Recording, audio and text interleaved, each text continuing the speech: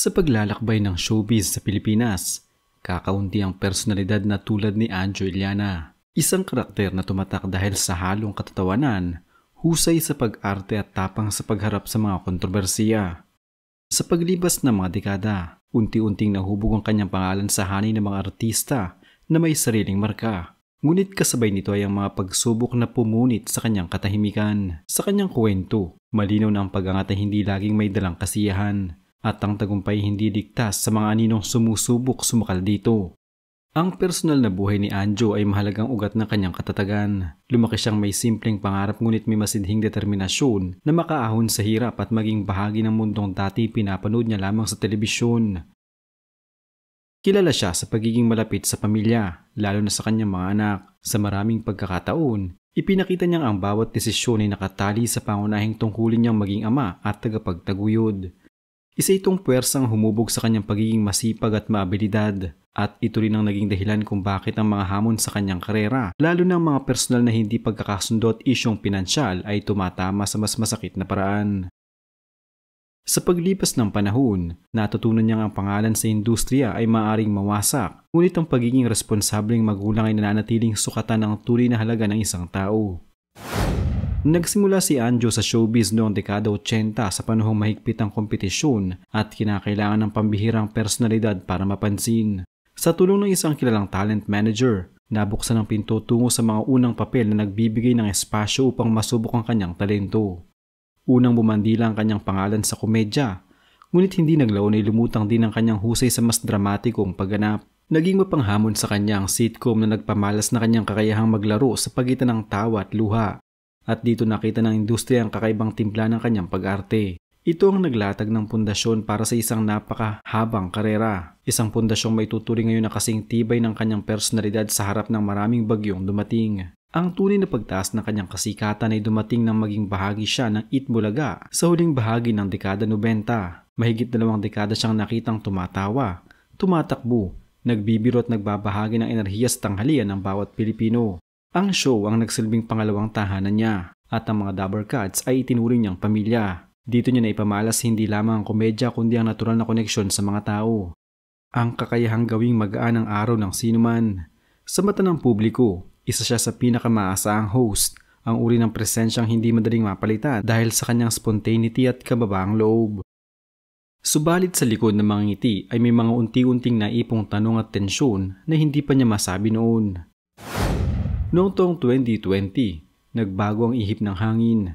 Matapos ang mahigit 20 taon, bigla ang inanunsyo ni Anjo na magbibitaw siya sa Itbulaga. Mistulang nagulantang ang publiko sapagkat wala namang palatandaang mayroon siyang nakaalitan sa programa. Ngunit sa mga sumunod na buwan, lumabas sa mga pahayag niyang nagpapahiwatig na hindi ganoon kasimple ang lahat. Sinabi niyang kailangan niyang unahin ang pamilya, lalo na't may mga responsibilidad siyang hindi maaaring ipagsawalang bahala. Ngunit ang mas malalim na dahilan ayon sa mga sumunod niyang pahayag, ay nagsisimulang lumitaw sa anyo ng mga hindi pagkakaunawaan tungkol sa sahod, pagtrato at maging sa sinasabing pagbabago ng dynamic sa pagitan ng mga host at ng pamunuan. Ang pag-alis niya ay hindi pala lamang paglipat, kundi pagbitaw sa isang mundong naging bahagi ng kanyang buhay ng napakatagal.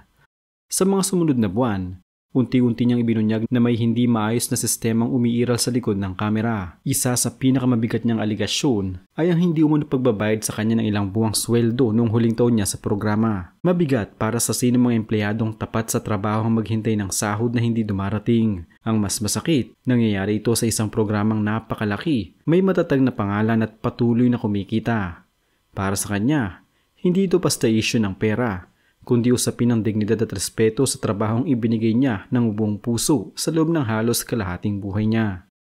Ang pagsisiwalat niyang ito ay nagbukas na maraming debate sa publiko, lalo na kung paano pinamamahalaan ang malaking produksyon at kung paano nila tinatrato ang kanilang mga artista. Kasabay ng usapin ng sahod ay ang mas maselan at mas nakakabiglang bahagi ng mga revelasyon ni Anjo, ang tinatawag niyang sindikato sa loob ng show. Hindi lamang ito simpleng aligasyon ng hindi pagkakaintindihan. Ipinahiwatig niya na may organisadong grupo na may kapangyarihang magdikta kung sino ang mananatili, sino ang aalsin at sino ang dadalhin sa magulong tuloy na politika ng programa. Ang mga pahiwatig niyang ito ay nagbigay ng bagong liwanag sa mga matagal ng bulong sa industriya na mayroong hierarchy, impluensya at kung minsan ay manipulasyon sa mga desisyong nakikita lamang natin bilang pagbabago sa cast. mula sa kanyang perspektibo. Hindi pantay ang laban at may mga taong ginagamit ang kapangyarihan upang maprotektahan ang sarili habang isinasakripisyo ang iba. Pinakamatapang marahil sa lahat ng kanyang pahayag ay ang aligasyon tungkol kay Tito Soto at umano'y pagkakaroon nito ng relasyon sa ibang babae. Hindi lamang ito showbiz chismis dahil sangkot dito ang isang personalidad na matagal nang nasa politika at may mataas na reputasyon. Para kay Anjo, hindi dapat itago ang katotohanan lalo na kung ang biktima ay nawalan ng buses. Ngunit dahil sa kilalang personalidad ang kanyang tinutuligsa, ang pahayag ay mabilis na umani ng pagtutol, pagtatanong at pagkadismaya mula sa iba't ibang kampo. Sa halip na umiwas, mas naging matatag si Anjo at ipinakitang handa siyang panindigan ng kanyang mga sinabi. Ang paninindigang ito ay humantong sa isang malaking tanong, bakit niya inilalabas ang lahat ng ito ngayon? At ang sagot, ayon sa kanyang mga kilos, ay dahil sa paniniwala niya na karapatan ng taong nasaktan ang magsalita at ilhad ang sariling katotohanan. Hindi rin nakaligtas si Jose Manalo sa pahayag ni Anjo. Sa isang viral na pangyayari, inakusahan niya itong mayabang at mapagpakunwari. At ikinuwentong matagal na nilang hidwaan na nauwi raw sa personal na betrayal. Isa itong pagsabog ng emosyon na mahirap kilalanin kung saan eksaktong nagsimula, ngunit malinaw na may mga lumang sugat na hindi pa naghihilom. Inakusahan din niya si Jose Manalo na kinuhang dating kasintahan na mahalaga sa kanya at ito'y nagdagdag ng bigat sa kanyang galit. Nagpatalas pa sa iskandalo ang pagbanggit niyang may mga pagkakataon na ang ilang birong ginagawa sa programa ay tila patama sa kanya. Sa kabuuan, ipinapakita nitong ang mga hidwaang personal na hindi kailanman may iwasan sa isang grupong matagal nang magkakasama at minsan ang mga tensyong ito ay sumasabog lamang kapag wala ng takot ng isa sa kanila na magsalita. Matapos ang lahat, nasaan na nga ba si Anjo Iliana? Sa kasalukuyan, mas pinili niyang buhay ng karera niya sa social media.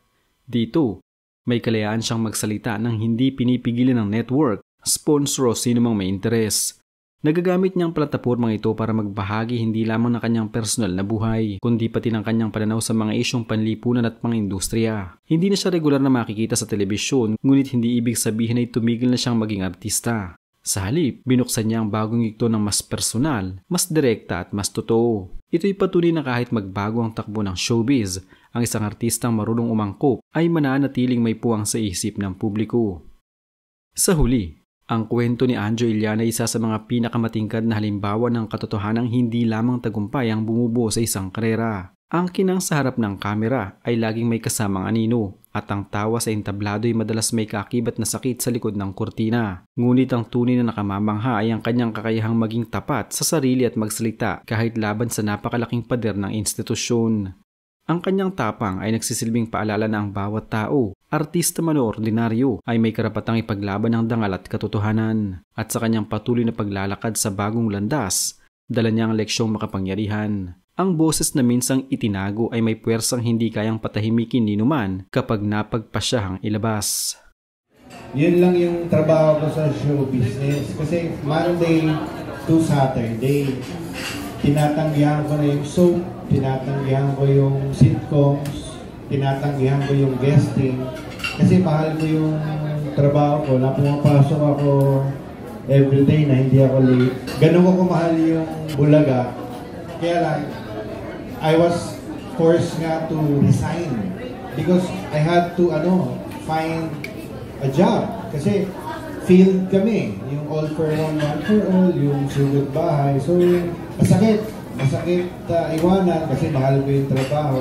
Naghanap ako ng ibang trabaho, but in order for me to do that, na maghanap ng ibang trabaho, I had to resign. So dahil sa pandemic, yun yung parang masakit na nangyari sa akin.